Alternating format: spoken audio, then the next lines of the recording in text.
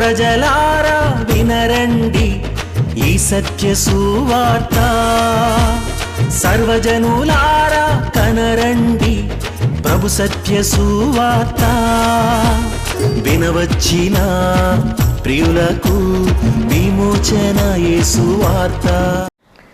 ప్రభు అయిన యేసుక్రీస్తు వారి యొక్క నామములో మిమ్మల్ని అందరినీ ప్రేమతో ఈ సత్య సువార్తనే ఈ కార్యక్రమానికి ఆహ్వానాన్ని తెలియజేస్తున్నా. నా మిక్కిలి ప్రియమైన స్నేహితులారా, మనం దేవుని యొక్క సన్నిధిని మనం ప్రేమించాలి. యేసు త్వరగా వచ్చేస్తున్నారు. ప్రభు రాకడ చాలా సమీపించిన కడవరి దినాల్లో మనం జీవిస్తూ ఉన్నాం. ఈ అంత్య దినాల్లో చాలామంది ప్రజలు దేవుని యొక్క సన్నిధిని నిర్లక్ష్యం చేస్తున్నారు. దేవాలయానికి వెళ్ళడం నిర్లక్ష్యం చేస్తున్నారు. దేవుని యొక్క మందిరానికి వెళ్ళడం నిర్లక్ష్యం చేస్తున్నారు. మీరు అలా ఉండొద్దు. మీకే నేను చెప్తూ ఉన్నాను, you love me so much and you respect me so much. నన్ను ఎంతో మీరు ప్రేమిస్తున్నారు. మీరు నా విషయంలో ఎంతో గౌరవం మర్యాద చూపిస్తూ ఉన్నారు. అందుకే మిమ్మల్ని క్రీస్తు ప్రేమతో నేను బ్రతిమలాడుతున్నా. Please don't neglect the church. Don't neglect going to the church. దేవుని యొక్క మందిరానికి వెళ్ళడం దయచేసి నిర్లక్ష్యం చేయవద్దని నేను మీకు మనవి చేస్తున్నాను. ఏదో శ్రమ వచ్చినప్పుడు, ఏదో ఆపద వచ్చినప్పుడు, ఏదో కష్టం వచ్చినప్పుడు దేవుని యొక్క మందిరానికి వెళ్ళటమే కాదు, కానీ ఎప్పుడూ దేవుని యొక్క మందిరానికి వెళుతూ ఉండాలి. వీలైతే నన్ను ప్రేమించి నన్ను అభిమానించేటువంటి మీకు నేను చెప్పేటువంటి మాట ఏమంటానంటే, ప్రతిరోజు దేవాలయానికి వెళ్ళడం అలవాటు చేసుకోండి. తెల్లవారుజామున దేవుని యొక్క సన్నిధికి వెళ్ళటం అలవాటు చేసుకోండి. ఏదో పాదిరి గారు ప్రార్థన చేయండి, మీకు జీతం ఇస్తున్నాం కనుక మైకులో ప్రార్థన చేస్తే మేము ఇంటికాడ ఉండి వింటామని కాదు, కానీ మనమే ఆలయంలోనికి వెళదాం. ఆ దైవజనుడు వీలైతే మందిరంలోనికి వచ్చినప్పుడు ఆ దైవజనుడు చెప్పే ఒక్క మాట, ఒక్క వాక్యం మన జీవితాలను బ్రతికిస్తుంది, మన బ్రతుకులకు మేలును చేస్తుంది, మనకు జీవితాలకు మేలు చేస్తుంది. కనుక ఇది నేను మిమ్మల్ని అందరినీ కోరుతున్న మాట ఏమంటానంటే, please my dear friends, please అండి, ప్రభు రాకడ అతి సమీపించి నీ కడవరి దినాల్లో దేవుని యొక్క సన్నిధానానికి మనం వెళ్దాం.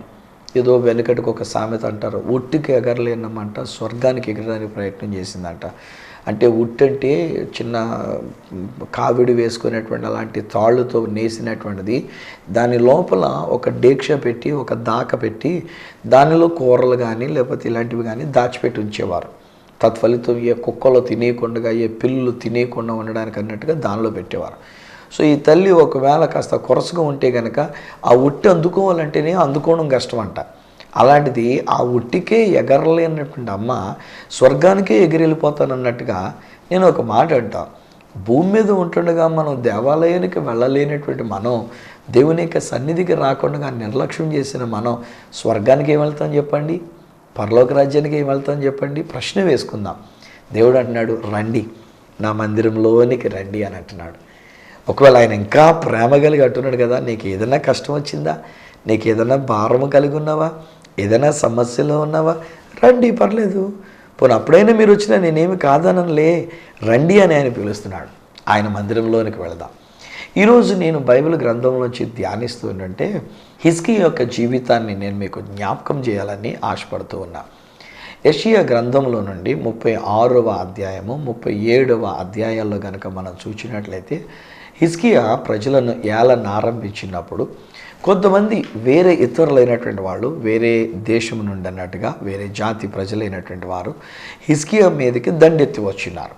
కొన్ని ప్రగల్భపు మాటలు కూడా పలుకుతూ వచ్చినారు. ఒకేసారి 4 వైపుల నుండి కూడా శత్రుత్వం అనేటువంటిది ఎదురయ్యేసరికి వాళ్ళు రాసినటువంటి యొక్క ఉత్తరం, వాళ్ళు చదివించినటువంటి ఒక ఉత్తరంలో వాళ్ళు చేసినటువంటి ఒక ప్రగల్భాలు, ఎవడు నిన్ను రక్షిస్తాడ్రా, నువ్వు ఐగుప్తు దేశాన్ని నమ్ముకుంటే ఐగుప్తు దేశం నిన్ను రక్షిస్తుంది అనుకున్నావా, పలానా సైన్యాన్ని నువ్వు నమ్ముకుంటే పలానా సైన్యం నిన్ను రక్షిస్తుందని అనుకున్నావా, పలానా జనాన్ని నువ్వు నమ్ముకుంటే వాళ్ళు నిన్ను రక్షిస్తారని చెప్పేసి నువ్వు అనుకుంటూ ఉన్నావా అని చెప్పేసి ఇట్లాగని అనేసరికి 37వ అధ్యాయం మొదటి వచనం దగ్గర అక్కడ వ్రాయబడినటువంటి ఒక మాట ఏమిటంటే, హిజ్కియా ఆయన ఆలోచన చేసుకొని ఎప్పుడైతే ఇలాంటి ఒక శత్రుత్వం ఎదురైందో వెంటనే అతడు దేవుని మందిరంలోనికి వెళ్ళి ఉన్నాడు. ఆ యొక్క మందిరంలో ఆ యొక్క పత్రికను పరిచి ఉన్నాడు. తెరచిపెట్టి రాసిచ్చినటువంటి ఒక విషయాన్ని అక్కడ పెట్టాడు. దేవుని యొక్క మందిరంలో ప్రార్థన చేసుకుంటాడు. దేవా, ఈ శత్రువులను జయించుటకు నా వల్ల కాదు, ఈ శత్రువులను ఎదుర్కొనడానికి నా వల్ల కాదు. నా బలం ఏమాత్రము సరిపడనటువంటిది, నా దగ్గర ఉన్నటువంటి ఒక బలగము సరిపడనటువంటిది. కొద్దిమంది ప్రజలుగా నా దగ్గర ఉండినటువంటి వారు చూడబోతే ఒకేసారి ఎంతమంది ప్రజలు నాకు వ్యతిరేకముగా యుద్ధాన్ని చేయడానికి వచ్చిన్నారు. ఇప్పుడు నేను ఏం చేయాలి అని చెప్పేసి అని ఇది ఆయన అక్కడ మొర్ర పెట్టుకుంటున్నటువంటి ఒక విషయం. ఈ రోజున కూడా నేను చూస్తున్నట్టే చాలామంది మీ యొక్క జీవితంలో కష్టాల్లో ఉన్నారు కదూ, చాలామంది మీ యొక్క జీవితంలో చాలా సమస్యలను ఎదుర్కొంటూ ఉన్నారు కదూ. ఈ రోజున ఒకవేళ మీరు దేవుని బిడ్డలయ్యండి, క్రైస్తవులయ్యండి, ఒకప్పుడు గుడికి వెళ్ళేవారు, కానీ ఒకవేళ ఈ దినాన్ని మీకు కలిగినటువంటి శ్రమను బట్టి, మీకు కలిగిన కష్టాన్ని బట్టి దేవుని సన్నిధానానికే మీరు వెళ్ళలేకపోతూ వచ్చినారు. ఈరోజుని నేను ఒక బ్రదర్ని నేను చూస్తున్నా. ఎందుకు మీరు గుడికి వెళ్ళడం మానేశారంటే అసలు ఆ గుళ్ళో వాళ్ళే మీ మీద నానా రకాలుగా మాట్లాడుకుంటూ ఉన్నారు. ఆ గుళ్ళో ఉన్నటువంటి వాళ్ళే, మీరు ఆ గుడికి వెళ్తున్న ఏ గుడికి మీరు వెళ్తున్నారో ఆ గుళ్ళో వాళ్ళే మీ మీద, మీ కుటుంబం మీద బురద చల్లి ఉన్నారు కదా. మీ మీద, మీ బిడ్డల మీద బురద చల్లి ఉన్నారు. బహుశా మీ భార్య మీద, బహుశా మీ యొక్క భర్త మీద బురద చల్లి ఉన్నారు. అందుచేత ఇప్పుడు మీరు ఏమనుకున్నాండి, చిచ్చి ఇంకా ఆ గుడికి నేనేం వెళ్తానండి, అక్కడికి అసలు వెళ్ళను. మీరు ఏమైనా చెప్పండి, కావాలంటే నేను అసలు గుడే పూర్తిగా మానేస్తాను తప్ప, ఎక్కడికి వెళ్ళకుండా మానేస్తాను తప్ప, ఆ గుడికి రమ్మని మాత్రం నన్ను పిలవకండి, అసలుకి అక్కడికి రమ్మని మాత్రం నాకు చెప్పకండి. ఇది బహుశా నీవు ఆల్రెడీ నిర్ణయం చేసుకున్నావు. కానీ ఈ రోజుని దేవుని యొక్క ప్రేమతో నేను చెప్తున్నటువంటి ఒక మాట ఏంటంటే, స్నేహితులారా, నీకు కష్టం వచ్చినప్పుడైనా దేవుడు అంటున్నాడు, రా నా దగ్గరికి రా అంటున్నాడు. ఆయన నా మందిరానికి రా అని పిలుస్తున్నాడు. ఆయన ఎదురు చూస్తున్నాడు, ఇప్పుడైనా వస్తామని. ఏమండి వెళ్ళమా? మనకు వ్యాధి బలహీనత వచ్చిందనుకోండి, ఆ స్పెషలిస్ట్ డాక్టర్ పలానా హాస్పిటల్ దగ్గర ఉన్నాడు అనుకోండి, అక్కడ ఒకవేళ ఎవరైనా మనకి ఇష్టం కాకపోయినా, ఒకవేళ అక్కడ డబ్బులు ఎక్కువ వాళ్ళు తీసుకుంటూ ఉన్నా, మనం తిన్నగా ఆసుపత్రికి వెళ్తాం కదా. మనం బాగుపడడం కోసం మనం అక్కడికి వెళుతున్నాం కదా, మన కష్టం తీర్చబడడం కోసం మనం అక్కడికి వెళుతున్నాం కదా.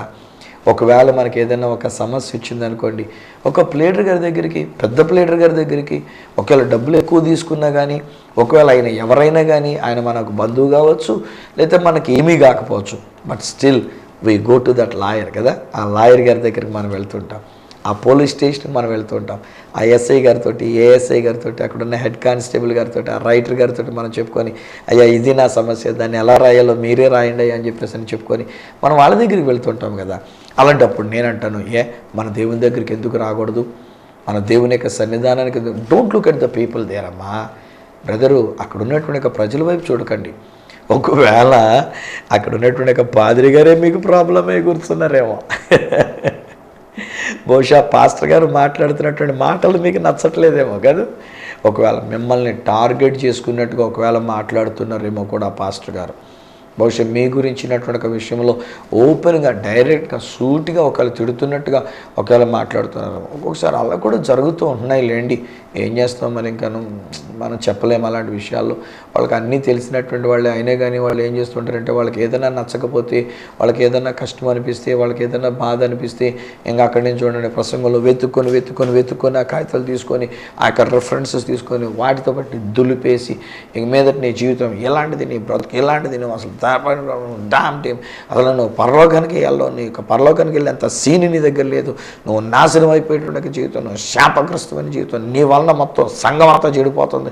ఒక్కడి వలన, ఆ ఒక్కడు ఎవరు అనేటువంటిది సంఘానికి కూడా తెలుసు. ఇప్పుడు ఈయన ఎవరి గురించి టార్గెట్ చేసుకొని మాట్లాడుతున్నారు అనేటువంటి ఒక విషయం సంఘానికి అందరికీ కూడా తెలుసు. సో అలాగనే ఒకవేళ పాస్టర్ గారే మాట్లాడిన మాటను బట్టి ఒకవేళ ఈరోజు నీవు దేవుని యొక్క సన్నిధానానికి వెళ్లకుండా నువ్వు ఆగిపోతూ ఉండినావేమో. బట్ ప్లీజ్ అండి, ఈరోజు నేను మీతో చెప్తున్నాను, he is our refuge, God is our refuge. We're going on to God and God's temple. దేవుని దగ్గరికి మనం వెళ్తున్నాం, దేవుని ఆలయంలోనికి మనం వెళ్తున్నాం. ఆ దైవజనుడి దగ్గరికి మనం వెళ్ళట్లే, అక్కడున్న సంఘ పెద్దల దగ్గరికి మనం వెళ్ళట్లే, అక్కడున్న సహోదరి లేక అక్కడ ఉన్నటువంటి ఒక సహోదరుడు వాళ్ళని చూసి మనం వెళ్ళట్లే. ఈ రోజుల్లో ఇవి చాలా ఎక్కువైపోయినాయండి. మరేను ఈ రోజుల్లో మనం మనుషులను చూచి, ఆ మనుషులను బట్టి మనం వెళుతున్నాం. మనవాడా కాదా, ఇది మన వాళ్ళ యొక్క సంఘమా కాదా, ఇది కూడా ఎక్కువైపోయింది కదా మనకి. ఇప్పుడు ఒకవేళ కనుక వాళ్ళు మనవాళ్ళు కాబట్టి ఆ గుడికి వెళ్ళడం అనేసి, మన వాళ్ళు అయితే కనుక వాళ్ళ గుడికి వెళ్ళడానికి అనేటువంటి రీతిగా మనం వెళుతున్నాం. తత్ఫలితం మనం ఏం చేస్తున్నామంటే, instead of looking an to God, మనం దేవుని వైపు చూడడానికి బదులుగా మనం యేసు వైపు చూడడానికి బదులుగా, అక్కడున్న తేజో మహిమను చూడడానికి బదులుగా, అక్కడున్న దేవుని యొక్క నివాసాన్ని చూడడానికి బదులుగా, మన కొరకు సిలువలో ప్రాణం పెట్టి తిరిగి లేచిన యేసు వైపు చూడడానికి బదులుగా, మన విశ్వాసమున కర్తయ్యదని కొనసాగించువాడైన యేసు వైపు చూడడానికి బదులుగా, మన కొరకు చనిపోయి తిరిగి లేచిన మృత్యుంజయుడైన యేసు వైపు చూడడానికి బదులుగా మనం ఏం చేస్తున్నామంటే ఆ పాదిరిగాను చూసి నేను గుడికి రానంటాము, ఆ సంఘ పెద్దలను చూసి నేను గుడికి రానంటాము, ఆ సహోదరిని చూసి మనం గుడికి రామంటాము, లేక ఆ సహోదరుని చూసి మనం గుడికి రాకమంటాం. ఆ పిల్లలు అక్కడ ఉన్నారు కనుక, లేకపోతే ఇలాంటి వాళ్ళు అక్కడ ఉన్నారు కనుక, వాళ్ళు ఇక్కడ ఉన్నారు కనుక, వీళ్ళు ఒకళ్ళొకళ్ళు ఇలా ప్రేమించుకునేటువంటి రకం అంటే చిచ్చి గుళ్ళు అందరూ కూడా ఒకళ్ళొకళ్ళు ప్రేమించుకుంటారండి. ఒకళ్ళంటే ఒకళ్ళు కుర్రోళ్ళు అబ్బాయిలు అమ్మాయిలు కలిసి తిరుగుతూ ఉంటారండి. వీళ్ళు సరైనటువంటి ఎత్తుకుంటారండి, వీళ్ళు ఫ్యాషన్గా ఉంటారండి, ఇలాంటి ఫ్యాషన్ చేస్తుంటారు, డ్రెస్ సరిగ్గా ఉండదండి, డ్రెస్ ఫ్యాషన్గా ఉంటుంది, ఇలాంటివి చెప్పుకొని ఎందుకు మానేయాలి? Don't look at those people అండి. వాళ్ళ వైపు మనం చూడొద్దు. మనకున్న కష్టం అది మనది, మనకున్న బాధ అది మనది, మనకున్న వేదన అది మనది కదా. మన గుండె లోతుల్లో ఉన్నటువంటి ఒక వేదన అది మనం కలిగి ఉన్నాం. మనకు ఎదురైన శత్రుత్వం అది మనకు తెలుసు. సో ఇప్పుడు మనకున్న శత్రుత్వపు పరిస్థితులలో మన శరణు వేడుకొని మన దేవుని దగ్గరికి వెళ్ళాలి తప్ప మనుషుల కోసం ఏముందండి? మనుషుల గురించి కాదు. ఈరోజు నేను హిజ్కియా జీవితంలో అదే చూస్తున్నా. ఎంతమంది శత్రువులు తనకి వ్యతిరేకంగా వచ్చినా, ఎంతమంది వ్యతిరేకంగా ఒకవేళ పనిచేసినా, ఎటువంటి వ్యతిరేకతలు, యుద్ధములు, పోరాటాలు అనేటువంటివి హిజ్కియా అనేటువంటి ఒక రాజుగారికి ఎదురై ఉన్నా ఆయన చేసిన పని ఏంటంటే దేవుని యొక్క మందిరంలోనికి వెళ్ళి ఉన్నాడు, దేవుని యొక్క ఆలయంలోనికి వెళ్ళి ఉన్నాడు. దేవుని దగ్గర అంటాడు, దేవా నీవే నా శరణై ఉన్నావు, నీవే నా శరణై ఉన్నావు. అఫ్కోర్స్ ఇప్పుడు క్రొత్త నిబంధన ప్రకారంగా నేను మాట్లాడవలసి వస్తే నేను అంటాను, స్నేహితులారా, ఒకవేళ దేవుని యొక్క ఆలయానికి వెళ్ళినప్పుడు, దేవా ఇదిగో పలానా వాళ్ళ వల్ల నాకు శత్రుత్వం వస్తుంది, పలానా వాళ్ళ వల్ల నాకు వ్యతిరేకతలు వచ్చినాయి, ఆఫీస్లో పలానా వాళ్ళు నాకు వ్యతిరేకంగా ఉంటున్నారు, చివరికి నా క్రింద పనిచేసేవాడు కూడా నాకు వ్యతిరేకంగా మాట్లాడుతున్నాడు, నాతో పనిచేసేవాడు నన్ను చాలా ఇబ్బంది పెడుతున్నాడు, నన్ను చాలా ఏడిపిస్తున్నాడు, దేవా వాడిని లేపేనైనా, వాడిని ఇక్కడ ఉండనివ్వకుండా చేయనైనా, వాడికి ట్రాన్స్ఫర్ ఇచ్చేనైనా, వాడు నాకు ఎదురుకుండా కనబడకుండా చేయనైనా, ఈ గుళ్ళో వాళ్ళు ఉండకుండా చేయనైనా, వాడు ఉంటే నేను వెళ్ళి లార్డ్ సప్పర్ కూడా తీసుకోలేకపోతున్నాను ప్రభా, కనుక వాడిని లేకుండా చేయనైనా, వాడు లేకపోతే నేను పీస్ఫుల్గా నీ దగ్గరికి వస్తాను. ఇలాంటి ప్రార్థన చేస్తున్నాను. తప్పు కాదు, అది కూడా సరైనటువంటి విధానం కాదు. ఈ రోజుల్లో అయితే నేనేమంటానంటే, దేవా వారితో నాకున్న శత్రుత్వాన్ని తీసివేయండి, శత్రుత్వాన్ని తీసివేయండి, వారితో నాకు సమాధానం దయచేయండి. ఈరోజు నా మటుకు నేను కోరుకునేటువంటి మాట ఏమిటంటే, ఎవరు శత్రువులు లేరు, అలాగని ఎవరు నాకు అన్యాయం చేయలేదో, అబ్బో నన్ను అప్రతిష్ట పాలు చేసిన వాళ్ళు చాలామంది ఉన్నారు, నన్ను గురించి అన్పాపులర్ చేసి చూచినటువంటి వాళ్ళు చాలామంది ఉన్నారు. బురద చల్లడానికి, లేకపోతే ఏదో ఒక నింద వేయడానికి, ఏదో ఒక రీతిగా యుద్ధం చేయడానికి, పోరాటం చేయడానికి, మనిషిని పాడు చేయడానికి చాలామంది బాధంగాను లోకంలో ఎక్కడికి వెళ్ళి ఇలాంటి వాళ్ళు ఉంటున్నారు. మళ్ళీ పైపెచ్చు నా శ్రేయోభిలాషుల్లా కనబడతారు వాళ్ళు పైపెచ్చు నా క్షేమాన్ని కోరుకున్న వాళ్ళకిలాగా సలహాలు ఇస్తూ ఉంటారు. నిజానికి చెప్పాలంటే కొంప ముంచడానికైనటువంటి ఇచ్చే సలహాలు, జీవితాన్ని నాశనం చేయడానికైనటువంటి సలహాలు. బట్ స్టిల్ ఈరోజు నేను ప్రభుని బట్టి నేను చెప్తున్నానండి, ఒకవేళ ఎక్కడైనా ఎవరితోటన్నా నేను మాట్లాడకుండా కోపంతో ఉన్నాను, లేకపోతే ఎవరితోటన్నా విభేదం కలుగున్నాను, ఎవరితోటన్నా శత్రుత్వం కలుగున్నానని ఎవరైనా తెలుసుకుని ఒకళ్ళు చెప్తే పబ్లిక్గా నేను క్షమాపణ చెప్పుకుంటా, పబ్లిక్గా క్షమాపణ చెప్పు. వారి దగ్గరికి వెళ్ళి నేనే మాట్లాడతా, ముందు నేనే పలకరిస్తా. వాళ్ళు చీ అన్నగాని నేను పలకరిస్తా. చిచి సిగ్గు లేకుండా ఏ మొహం పెట్టుకుని వచ్చి మళ్ళీ నాతో మాట్లాడుతున్నావు, నువ్వు నన్ను ఇలా పలకరిస్తున్నా పాడలకే అని చెప్పేసి అని తిట్టినా ఏసడింపుగా అన్నా కానీ ఐ స్టిల్ లవ్ దెమ్ అండి. వాళ్ళని ప్రేమించడానికే ప్రయత్నం చేస్తా, ఎలాంటి వాళ్ళనైనా ప్రేమించడానికి, వాళ్ళతో సమాధానం కలుగునడానికి. ఎందుకంటే నా ప్రభు ఆయన మీద ఉమ్మేసినటువంటి వాళ్ళని కూడా క్షమించాడండి బాబు. సిలువలో మేకులతో కొట్టినటువంటి వాళ్ళని క్షమించాడండి, కొరడలతో కొట్టిన వాళ్ళని క్షమించాడండి, నమ్మక ద్రోహం చేసిన ఇస్కరియోతు యోధను కూడా ప్రేమించాడు కదండి, క్షమించాడు కదండి. ఈరోజు నేనే పాటు వాడిని, యేసు ప్రభు అంతటా ఆయన తనను అప్పగించినటువంటి ఇస్కరియోతు యోధ అనే చెలికాడా లేక స్నేహితుడా అని పిలవగలిగినప్పుడు, ఎవడన్నా నన్ను ఏదైనా ఒక మాట అన్నంత మాత్రాన్ని, నాకు వ్యతిరేకతలు అయినంత మాత్రాన్ని, నా మీదకి యుద్ధానికి వచ్చినంత మాత్రాన్ని వాళ్ళ నా మాత్రం క్షమించకపోతే ఇంకా నా క్రైస్తవ్యం ఏంటండి, యేసు ప్రభుని కలిగి ఉన్న జీవితం ఏంటండి నాది కదా. సో అందుచేత నా వంతు ప్రయత్నం చేసిన. అప్పటికీ ఒకవేళ మానవ రీత్యా మనిషిని కనుక ఒకవేళ ఎక్కడైనా ఎవరినైనా క్షమించలేక అదే మనసులో పెట్టుకొని, అదే కక్ష పెట్టుకొని, మళ్ళీ ఎప్పుడు కనబడినా దాన్నే కెలుక్కుంటూ ఎలాగైనా వీడిని ఈ విధంగా చేయాలి, అసలు వాడి పేరెత్తనివ్వకూడదు, వాడిని పైకి రానివ్వకూడదు, వాడిని బతుకుని నాశనం చేసేయాలి, ఇలాంటి దురుద్దేశాలు నేను పెట్టుకోలేదండి. ఇలాంటి దురుద్దేశాలు మనకొద్దు. ఈ రోజున మనం దేవుని యొద్దకు మనం వచ్చినట్లయితే ఆయనే మనకు కావాల్సిన విజయాన్ని ఇస్తున్నాడు, సమాధానాన్ని ఇస్తున్నాడు. ఏం జరిగింది హిజ్కియా జీవితంలో? ఎంతటి శత్రుత్వం వచ్చింది. అనేక మంది అతని మీదకు యుద్ధానికి వచ్చిన్నారు. అందరూ వ్యతిరేకమైపోయి ఉన్నారు. వాళ్ళందరూ అతని మీద యుద్ధం చేయడానికి పూనుకొని ఉన్నారు. పైపెచ్చు ప్రగల్భాలు పలుకుతూ నిన్నెవడు రక్షిస్తాడు, నిన్నెవడు కాపాడుతాడు, మేము కాకుండా మా చేతిలో నుంచి నిన్నెవడు తప్పించగలడు, ఇలాంటివన్నీ కూడా రాసిచ్చి పంపిస్తే దేవుని మందిరంలోనికి వెళ్ళి శరణు కోరుకుంటాడు. దేవా నీవే నా శరణు. దేవుడు చక్కని వాగ్దానం చేస్తాడు. దేవుడు ఇచ్చినటువంటి ఒక వాగ్దాన ప్రకారంగా మనం చూసినట్లయితే అక్కడ మాటు గండ్రు పెట్టినప్పుడు శత్రువులైనటువంటి వాళ్ళందరూ కూడా హతమార్చబడి ఉన్నారు. తెల్లవారు లేచేసరికి ఒక్కడు కూడా శత్రువుడైనటువంటి వాడు లేకుండా, ఒక్కడు లేకుండా శత్రుత్వం అంతా కూడా చచ్చిపోయినటువంటి రీతిగా అక్కడ కనబడుతున్నటువంటి విషయాలు. కారణం ఏంటి తెలుసండి? మనం ఆయన మందిరంలోనికి వెళ్ళినప్పుడు ఈరోజు నేను చెప్తా, there will be no enmity at all. మనకి శత్రువులు అనేటువంటి వాళ్ళు ఎవ్వరు ఉండరండి. ఈరోజు నా ప్రియ స్నేహితులరా, మీకు కూడా అంతే చెప్తున్నా, మీకు శత్రువులు ఉండొద్దు. ఎవరు మీకు శత్రువులు కారు, ఎవరు కూడా మీకు విరోధులు కారు, ఎవరు కూడా మన జీవితాన్ని పాడు చేసేటువంటి వాళ్ళు కారు. పాడు చేసి చూచినా అందులో దేవుడు మనకు మంచి చేస్తాడు. ఇప్పుడు నా జీవితంలో నేను అనుభవించి నేను చెప్తున్నానండి, నేను దాన్ని తెలుసుకొని నేను చెప్తున్నానండి. కొందరు ఒకవేళ నా జీవితాన్ని పాడు చేసి చూచినా, ఒకవేళ నన్ను అప్రతిష్ట పాలు చేసి చూచినా, ఒకవేళ కొందరు నాకు పరువు తీసి చూసినా, ఈరోజు నా దేవుడు నాకు మంచి చేశాడు తప్ప నాకు ఎప్పుడు అన్యాయం చేయలేదు. నా దేవుడు నన్ను ఎప్పుడూ విడిచిపెట్టలేదు. నా దేవుడు నా కొరకు ఎన్నో మేలులు చేసినాడు. నా దేవుడు నా కొరకు గొప్ప కార్యములను చేసినాడు. ఈరోజు నా దేవుడు నన్ను ఇంకా పైకి తీసుకెళ్తున్నాడు. ఎవరు ఊహించలేనంత స్థితిలో దేవుడు నన్ను నిలబెట్టుకున్నాడు. ఐఎమ్ స్టిల్ ఇన్ సామర్లకోటలో నేను ఉంటూ ఉన్నా. సామర్లకోటలో ఒక చిన్నవాడిగా నేను ఉంటూ ఉన్నా. ఒక చిన్న సంఘములో, ఆంధ్ర బాప్టిస్ట్ చర్చిలో ఒక సేవకుడిగా, ఒక సర్వెంట్గా, దేవుని యొక్క సర్వెంట్గా నేను అక్కడ నాకు సేవ చేస్తూ ఉన్నా. కానీ ఈరోజు నా జీవితంలో నేను చూస్తే నా దేవుడు నన్ను హెచ్చించినటువంటి విధానం, నా దేవుడు నన్ను గణపరిచినటువంటి విధానం, నా దేవుడు నన్ను తీసుకొని వెళుతున్నటువంటి విధానం, వామ్మో, నేను ఊహించలేనంతగా, నేను ఆలోచించలేనంతగా, నేను తలంచలేనంతగా అంత ఉన్నతమైన స్థితికి తీసుకొని వెళ్తున్నాడండి. ఏ పాటి నా ఈ బ్రతుకు? ఎన్నోసార్లు ఇజ్రాయెల్ దేశానికి వెళ్ళొచ్చా. ఏ పాటి నా ఈ బ్రతుకు? ఎవరెవరో నన్ను ప్రేమిస్తూ ఉంటారు, ఎందరెందరో నన్ను అభిమానిస్తూ ఉన్నారు. ఇలా మీరు మాత్రం నన్ను అభిమానించట్లేదా? మీరు మాత్రం నన్ను ప్రేమించట్లేదా? నేను మిమ్మల్ని ఎప్పుడూ పర్సనల్గా చూడలేదే, నేను మీ ఇంటికి కూడా కనీసం రాలేదే, మీ ఇంటికాడికి వచ్చి మిమ్మల్ని పలకరించడానికి అన్నట్టుగా నేను ఏదో తగ్గించుకొని అక్కడికి రావడానికి అది కూడా జరగలేదే. అయినా కానీ ఈరోజు మీరు నన్ను ఎంత ప్రేమిస్తున్నారు, మీరు నన్ను ఎంత అభిమానిస్తున్నారు. మీ ప్రేమను పొందుకోవడానికి నేనే పట్టుకోండి చెప్పండి కదా. మీ ప్రేమను పొందుకునేంత సీన్ నా దగ్గర లేదండి. మీ గౌరవ అభిమానాలు పొందుకునేంత సీన్ నా దగ్గర లేదండి. I know what I am. నేను ఏమై ఉన్నానది నాకు తెలుసు. నేను ఎంత స్థితిలో ఉన్నవాడినో నాకు తెలుసు. నేను ఎంతటి సామాన్యున్నో అది నాకు తెలుసు. కానీ ఈరోజు నా దేవుడు ఆయన మందిరంలోనికి వచ్చినప్పుడు ఆయన నన్ను నిలబెట్టుకొని ఉన్నాడు. ఆయన నన్ను కాపాడుతున్నాడు. ఆయన నన్ను బహుగా ఆశీర్వదించినాడు. ఏ శత్రుత్వము లేకుండా నా దేవుడు నన్ను కాపాడుతూ వచ్చినాడు. చాలా కాలం క్రితం నేను నా అనుభవంలో ఉన్న ఒక అనుభవాన్ని నేను పంచుకునేవాడిని. ఈ మధ్యలో అసలు ఆ విషయమే నేను ఆలోచన చేయకుండా అయిపోయింది. ఏం జరిగింది అని అంటే, ఒకసారి మా జీవితం మీద ఒక మచ్చపడినటువంటి ఒక పరిస్థితికి ఏర్పడింది. మా కుటుంబం మీద ఒక డాగు కళంకం అనేటువంటిది నింద మోపబడ్డం అనేటువంటి జరిగింది. అది ఆ నోట ఈ నోట మొత్తం ఊరంతా పాకేసుకున్నట్టుగా అనేక మందికి ఆ విషయం బట్టబయలవుతూ వచ్చింది. అలాగున ఈ విషయంలో మేము చేయనటువంటిది, మా జీవితంలో జరగనటువంటిది, లేనటువంటిది ఒక అపనింద, ఊరికే బురద పుట్టించాలని పొగబెట్టడం అంటారు కదా. సో కొంతమంది దాన్ని అలా పుకారు పెట్టేశారు. ఆ యొక్క పుకారుతో ఇంకా అది అలాగా దావానాలలాగా అది కాలుతూ ఎవరింటికి వెళ్తుందో ఎక్కడెక్కడికి వెళ్తుందో మాకు తెలియకుండా అలా వెళుతున్నటువంటి ఒక పరిస్థితులు.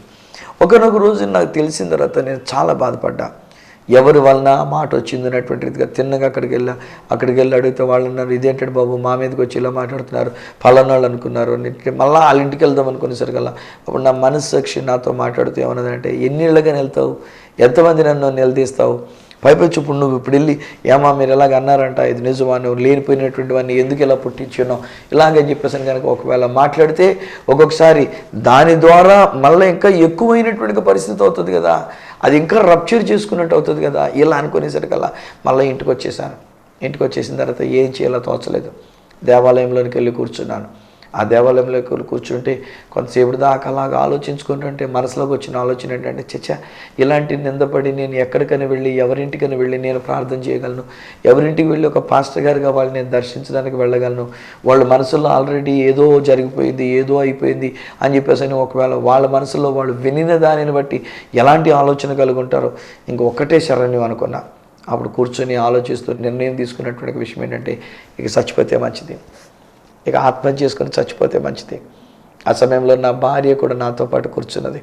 అప్పుడు నా భార్యతో మాట్లాడుతున్నాను, హనీ నా మటుకు నేను చచ్చిపోతాను, ఇంకా నాకు అనవసరం, ఈ బ్రతుకు అనవసరం. ఎందుకంటే ఎవరింటికని నేను వెళ్తాను, ఎవరింటికి వెళ్ళినా ఏదో జరిగిపోయింది అన్నట్టుగా చెప్పుకుంటారు తప్ప నా గురించి ఇంకా అంతకుమించి ఏం లేదు కనుక ఇంక నేను చచ్చిపోతాను అన్న.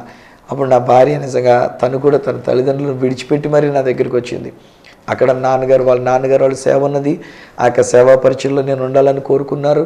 కానీ అక్కడి నుంచి నేను బయటకు వస్తూ ఉన్నప్పుడు, నేను యొక్క ప్రాంతానికి నేను వస్తున్నప్పుడు, సంఘ కాపురికి వస్తూ ఉన్నప్పుడు వారి తల్లిదండ్రులు విడిచి నువ్వు వస్తావా, లేకపోతే నీ తల్లిదండ్రులతో ఉంటే నన్ను విడిచిపెట్టేసి నీ దారిని ఇది నా దారి నాది అన్నట్టుగా అన్నప్పుడు తన తల్లిదండ్రులను విడిచిపెట్టి సేవకుడుగా నాతో పాటు బయలుదేరి తను రావటం అనేటువంటి జరిగింది. సో ఆవిడ అంటది, ఏమండి నేను మీతో పాటు వచ్చేసాను, నాన్నగారిని మా అమ్మగారిని కూడా విడిచిపెట్టుకొని వచ్చేసాను. అక్కడ ఉన్నటువంటి సంఘ పరిచర్య, నాన్నగారికి ఉన్నటువంటి సంఘ పరిచర్యను కూడా విడిచిపెట్టి మీతో సేవ చేయడానికి నేను వచ్చినాను. మీరే లేకపోతే ఇంకా నా జీవితం ఎందుకు, నేను కూడా మీతో పాటు ఆత్మహత్యలో నేను కూడా ఉండిపోతాను, నేను కూడా చచ్చిపోతానని చెప్పేసి అని ఆమె కూడా నిర్ణయం తీసుకుంది. ఈలోగా ఆడపిల్ల కనుక తను ఆలోచన చేస్తే అప్పటికే మాకు పుట్టినటువంటి ఒక 3 బిడ్డలు ఉండి ఉన్నారు. 2 కుమారులు 1 కుమార్తె ఉండి ఉన్నారు. కాన్వెంట్కి వెళుతున్నటువంటి ఒక వయసులో ఉన్న చిన్న బిడ్డలు వాళ్ళు. ఆ రోజు నా బిడ్డలు కూడా మా దగ్గరతో పాటు ఉండి ఆలయంలోనే ఉండి వాళ్ళు కూడా ఆలయంలో ఆడుకుంటున్నటువంటి సమయంలో నా భార్య చెప్పినటువంటి మాట ఏంటంటే, ఏమండి మన ఇద్దరం చచ్చిపోయి మన బిడ్డల్ని అనాథలుగా విడిచిపెట్టేదానికంటే, వాళ్ళకు తల్లి తండ్రి లేని దిక్కు ముక్కు లేనటువంటి జీవితం వాళ్ళకు ఉండేదానికంటే ఈ రాత్రి మనం ఏదైనా తీసుకున్నప్పుడు వాళ్ళు కూడా చేసి మన 5గురం చచ్చిపోతామండి అని చెప్పేసి అని ఒక నిర్ణయానికి వచ్చేసాం. బట్ దేవునికి స్తోత్రం కలుగును గాక. అది దేవాలయంలోనికి వెళ్ళినప్పుడు ఆలోచిస్తున్నటువంటి ఒక ఆలోచన. ఈవెన్ ఆ దేవాలయంలో ఉంటుండగా సాతానుగాడు మమ్మల్ని నాశనం చేయడానికి చూస్తూ ఉన్నాడు. సాతానుగాడు మా జీవితాన్ని, మా భవిష్యత్తుని నాశనం చేయడానికి అనేటువంటి రీతిగా ఇది సాతానుగాడి యొక్క పన్నాగం. అక్కడ నేను ఎంతగా నేను దేవుని కొరకు వాడబడబోతున్నాను కనుక రాబోయే దినాల్లో అనగా ఇది జరిగి ఇలాంటి సన్నివేశం జరిగి దాదాపు 15-20 సంవత్సరాలు పైన అయిపోతూ ఉండి ఉండొచ్చు, బహుశా 20 సంవత్సరాలు పైన అయిపోతున్నటువంటిది. సో అప్పటికి నేను ఇంకా ఎంతగా టీవీలోకి వచ్చినటువంటి వాడిని కాను, అప్పటి రోజుల్లో నేను ఎంతగా వాడబడుతున్నటువంటి వాడిని కాను. కానీ అప్పుడే నన్ను పీకు నొక్కేయడానికి, అప్పుడే నన్ను చంపేయడానికి సాతానుడు ఆలోచించినటువంటి ఒక ఆలోచన. మరి దేవునికి స్తోత్రం కలుగునుగాక. నాకు ఇలాంటి శోధన వచ్చినప్పుడు, నాకు ఇలాంటి సమస్య వచ్చినప్పుడు, నా మీద ఇలాంటి బురద చల్లబడినప్పుడు, చెయ్యని నేరం ఊరంతా మాట్లాడుకుంటూ ఉన్నప్పుడు దేవుడు నన్ను ఆలయంలోనికి తీసుకొని వెళ్ళి ఉన్నాడు. దేవుడిది నా అంతటి నేను కూడా వెళ్ళలేదండి, దేవుడు నన్ను తీసుకొని వెళ్ళి ఉన్నాడు. నేను అక్కడ ఆలోచించుకుంటున్నప్పుడు సైతానుగాడి యొక్క ఆలోచన నా మదిలోనికి రావడానికి అవకాశం ఇచ్చి ఉన్నా, వాడి ఆలోచన చొప్పున నేను చచ్చిపోవడానికి, నా భార్య చచ్చిపోవడానికి, నా బిడ్డలు 3 కలిసి మేము 5గురం కలిసి ఆత్మహత్య చేసుకోవడానికి. కానీ సరిగ్గా అదే సమయంలో దేవుని యొక్క మందిరంలో ఉండి ఉన్నాను గనక పరిశుద్ధాత్ముడు నా మీదకి దిగి వచ్చినాడు. పరిశుద్ధాత్ముడు నా హృదయంతో మాట్లాడుతూ అంటున్నాడు, స్వార్థరాజు నువ్వు కనుక ఇలాగ ఆత్మహత్య చేసుకొని నువ్వు నీ కుటుంబం అంతా చచ్చిపోతే ఈ ఊర్లో ఒక చరిత్ర మిగులుతుంది. పలానా ఆయన ఇలా తప్పుడు పని చేశాడంట, పలానా కుటుంబం ఇలా తప్పుడుగా జీవించారంట, అందుకనే వాళ్ళ కుటుంబం అంతా కలిసి మూకుమ్మడిగా 5గురు కలిసి ఆత్మహత్య చేసుకున్నారు. ఈరోజు కూడా అదొక చరిత్రగా మిగిలిపోయింది. అది ఆ రోజున పరిశుద్ధాత్ముడు అన్నాడు, leave it in to my hands, అది నా చేతులు గడిచిపెట్టాయి. యుద్ధం నేను చేసుకుంటాను, పోరాటం నేను చేసుకుంటాను, నీకు కావలసిన విజయాన్ని నేను ఇస్తా, నీకు కావలసిన అత్యధిక విజయాన్ని నేను ఇస్తా. నువ్వు నా మందిరంలోనికి వచ్చినావు కనుక నా పరిశుద్ధాత్మ ద్వారా నేను నిన్ను నింపుతానని చెప్పేసి అని దేవుడు తన పరిశుద్ధాత్మతో నన్ను నింపి ఉన్నాడు. నేను చెంపలు వాయించుకున్నంత పని చేశానండి బాబు. ఆ రోజుని నేను దేవుని దగ్గర క్షమాపణ అడుకున్నా, దేవా క్షమించు నాయన, అపవాదికి ఎంత తావిచ్చేసాను నాయన, అపవాదికి ఎంత అవకాశం ఇచ్చేసాను నాయన. ఒక్క క్షణం భావోద్రేకానికి నేను లోనే ఉండి ఉంటే కనుక, ఒక్క క్షణం ఆ యొక్క ఉద్రేకపూర్వకమైనటువంటి ఒక తీర్మానానికి నేను లోబడి ఒకవేళ డ్రింక్ సీసాలను ఏదైనా విషయం తెచ్చుకొని కలుపుకొని ఒకవేళ తాగేసి ఉంటే కనుక ఈ రోజుని ఎంతమందికి, ఈ రోజుని మీకు సువార్తను ప్రకటించుకుంటగా ఆనాడే నా బ్రతుకు నాశనం అయిపోయింది. ఆత్మహత్య చేసుకున్నట్టు వలన నేను ఒకవేళ నరకానికే నేను వెళ్ళిపోయి ఉండినటువంటి ఒక పరిస్థితి కలిగి ఉండేదేమో. కానీ పరిశుద్ధాత్ముడు దేవాలయంలో ఉన్నాను కనుక ఆయన నా పక్షంగా చూసుకున్నాడు. అపవాదిని ఆయన ఓడించేశాడు. 2000 సంవత్సరాల క్రితమే అపవాదిని సిలువలో చితగొట్టేశాడు, వాడు తలగా చితగొట్టేశాడు. దేవుడా కాపాతాడు, రే సైతానా, నా కుమారుడైనటువంటి సువార్తరాజును చంపాలనుకుంటావరా నువ్వు, అతడు నా మందిరంలోనికి వచ్చినాడు, నేను అతన్ని కాపాడుతా. ఆనాడు హిజ్కియాని కాపాడి సంరక్షించిన దేవుడు, ఆనాడు హిజ్కియాకి మరణకరమైన రోగము కలుగగా హిజ్కియాని స్వస్థపరిచినటువంటి దేవుడు, నా జీవితంలో కూడా నేను చచ్చిపోదామని అనుకొని సాతానుడి చేత ప్రేరేపించబడి చావడానికి సిద్ధమైపోయినప్పుడు నన్ను చావనివ్వకుండా నన్ను బ్రతికించి ఉంచి ఈరోజుని ఈ సత్య సువార్తని మీ దగ్గరే తీసుకొని రావడానికి దేవుడు కృప చూపించినాడు. స్నేహితులారా, దేవుని యొక్క మందిరాన్ని ప్రేమిద్దాం. దేవుని యొక్క మందిరానికి మనం వద్దాం. కష్టాలు వచ్చినాయా, బాధలు వచ్చినాయా, ఇబ్బందులు వచ్చినాయా, సమస్యలు ఉన్నాయా? డోంట్ వర్రీ, ఉంటాయి, ఎప్పుడు ఉంటాయి సమస్యలు. కానీ ఆ సమస్యలో నుంచి మనల్ని రక్షించడానికి, ఆ పోరాటంలో నుంచి మనల్ని రక్షించడానికి, ఆత్మ సంబంధమైన ఆత్మహత్య కొరకైనటువంటి ఒక పోరాటంలో నుంచి మనల్ని రక్షించడానికి దేవుడు అన్నాడు, నా మందిరంలోనికి రండి, ఐ విల్ ప్రొటెక్ట్ యూ, నేను నిన్ను కాపాడుతా, నేను నీకు విజయాన్ని ఇస్తా, నీ శత్రువులందరినీ తీసివేసి శత్రువులందరూ నీకు మిత్రులుగా అయిపోయేటట్టుగా చేస్తానని ఆ దేవుడు అన్నాడు. వెళ్దామా? దేవుని యొక్క మందిరానికి వెళుతూ ఉందామా? నిర్లక్ష్యం చేయొద్దు. దేవుని యొక్క సన్నిధిని నిర్లక్ష్యం చేయొద్దు. దేవుని యొక్క మందిరాన్ని ప్రేమించి ఆయన మందిరంలోనికి వెళ్దాం. రండి. తండ్రి, నీకు వందనాలు చెల్లిస్తున్నాం నాయన. ఈ యొక్క సమయంలో నా మాటలు వింటున్న బిడ్డలందరి కొరకు నీకు వందనాలు. నా జీవితాన్ని గురించి చెప్పినప్పుడు నైనా ఒక కుటుంబం వాళ్ళు అలాగే ఉన్నారు నైనా, వారి మీదకి బురద చల్లబడింది, వారి కుటుంబం మీద నిందలు వచ్చినాయి నైనా, బిడ్డల మీద కానీ భర్త మీద కానీ నాయన కుటుంబ సభ్యుల మీద కానీ వారి మీదకి వచ్చిన నిందలు వారు తట్టుకోలేక ఆత్మహత్య చేసుకుందాం అనుకుంటూ ఉన్నారు. Please daddy, stop them. Yesu నామములో నేను పలుకుతున్నా, బ్రదర్ ఆత్మహత్య చేసుకోవద్దు, అమ్మా సిస్టరు ఆత్మహత్య చేసుకోవద్దు. ఈరోజు నీ ప్రభు నామంలో నేను చెప్తున్నా, కమ్ దేవాలయానికి రండి, దేవుని యొక్క మందిరానికి రండి, మీ ఊర్లోనే ఉన్నటువంటి ఒక మందిరానికి రండి. దేవాతి దేవుడు తన పరిశుద్ధాత్మ ద్వారా మిమ్మల్ని నింపుతున్నాడు. హల్లెలూయా. దేవా, నీ పరిశుద్ధాత్మతో విని నింపినందుకు నీకు వందనాలు. ఇక మీదట వారు ఆత్మహత్య చేసుకోనకుండా నీవు వారిని కాపాడినందుకు నాయన నీకు వందనాలు. వారు నీ కొరకు బ్రతకాలనైనా, నీ సాక్షిగా వారు బ్రతకాలనైనా, నీ కొరకు ఒక మంచి సేవకులుగా, అభిషేకించబడినటువంటి ఒక సేవకులుగా వారు జీవించాలైనా, అలాంటి ధన్యత నీవు ఇచ్చినందుకు నీకు వందనాలు, అలాంటి కృప నీవు ఇచ్చినందుకు నీకు వందనాలు. యేసు నామములో నేను పలుకుతున్నా, నజరేయుడైన యేసు నామములో నేను పలుకుతున్నా, నీ దీవెన ఆశీర్వాదములతో నింపి నడిపించండి. నీ నామానికి మహిమకరముగా నిలబెట్టుకునండి. యేసు శక్తిగల నామములో ఈ కుటుంబాన్ని దీవిస్తూ, ఇక మీదటైనా వారికి ఏ కష్టం వచ్చినా, ఏ సమస్య వచ్చినా, ఎలాంటి వ్యతిరేకతలు వచ్చినా, సాతానుడు ఎలాంటి విషయాలలో పడగొట్టడానికి చూసినా, ఆత్మహత్యకు పురుకొల్పుతూ ఉన్నా, యేసు నామములో నేను క్లెయిమ్ చేస్తున్నా, వారు నీ మందిరంలోనికి వచ్చి సురక్షితంగా ఉండాలి. వారు నీ మందిరంలోనికి వచ్చే శత్రుత్వం తొలగిపోవాలి. సమాధానం, సంతోషం, ఆనందం ఈ కుటుంబంలో కలిగి ఉండాలి. స్తుతి ఘనత మహిమలు మీకే మేము చెల్లించుకుంటూ యేసు శక్తిగల నామమున ప్రార్థించి పొంది ఉన్నాము తండ్రి, ఆమేన్. తండ్రి, కుమార, పరిశుద్ధాత్మలను దేవదేవుని దీవెన ఆశీర్వాదం ఆయన బిడ్డలుగా మీకు, మీ కుటుంబానికి నిత్యము తోడయండి, మిమ్మల్ని కాపాడి సంరక్షించును గాక. ఆమేన్, ఆమేన్. వెల్ స్నేహితులారా, దేవుణ్ణి మీరు ప్రేమిస్తూ దేవుని యొక్క సన్నిధానానికి వెళ్ళుట వలన ప్రతి శత్రుత్వం తొలగిపోయింది. No more disturbances. ఇక ఏ గొడవలు లేవు, ఏ విధమైన శత్రుత్వం లేదు. ఆ శత్రువులందరూ మీకు మిత్రులైపోయారు. ఇక మీదట చూడండి, వాళ్ళే మీ కొరకు పనిచేస్తారు, వాళ్ళే మీ కొరకు సపోర్టివ్గా ఉంటారు. ఇంతవరకు మీరు ఊహించనటువంటి రీతిగా ఉన్న శత్రువులుగా పరిగణించబడినటువంటి వారు ఇక మీదట మీ కొరకు, మీ పక్షంగా వారు ఉంటున్నారు. ఇది మీరు మందిరంలోనికి వచ్చుట వలన దేవుడు చేసిన కార్యం. మీరు పొందుకున్న మేలులో వల్ల నాతో మీరు పంచుకోవాలని కోరుకున్నట్లయితే నా అడ్రస్ ఈ సత్య సువార్త, సామర్లకోట 533440, తూర్పుగోదావరి జిల్లా, ఆంధ్రప్రదేశ్. అడ్రస్ మరొకసారి చెప్తూ ఉన్నా, ఈ సత్య సువార్త, సామర్లకోట్ 533440, ఈస్ట్ గోదావరి డిస్ట్రిక్ట్, ఆంధ్రప్రదేశ్. అప్పుడు ఒకవేళ నాతో మీరు ఫోన్లో మాట్లాడాలని కోరుకున్నట్లయితే నా ఫోన్ నెంబర్స్ 9848110907, 944000409922, 888855276662. ఒకవేళ నాకు ఈమెయిల్ చేయాలనుకున్నట్లయితే నా ఈమెయిల్ ఐడి esatyasuvartha@gmail.com. మళ్ళీ నెక్స్ట్ ప్రోగ్రాంలో మిమ్మల్ని కలుసుకునేటంత వరకు ఆయన మందిరంలోనికి వెళ్ళినప్పుడు మన శత్రుత్వాన్ని అంతా తీసివేసి మనకు మేలు చేసే ఆ దేవాతి దేవుని చేతులకే మిమ్మల్ని అప్పగిస్తూ మీ దగ్గర సెలవు తీసుకుంటున్న మీ ప్రియ సహోదరుడు ఈ సత్య సువార్త రాజు.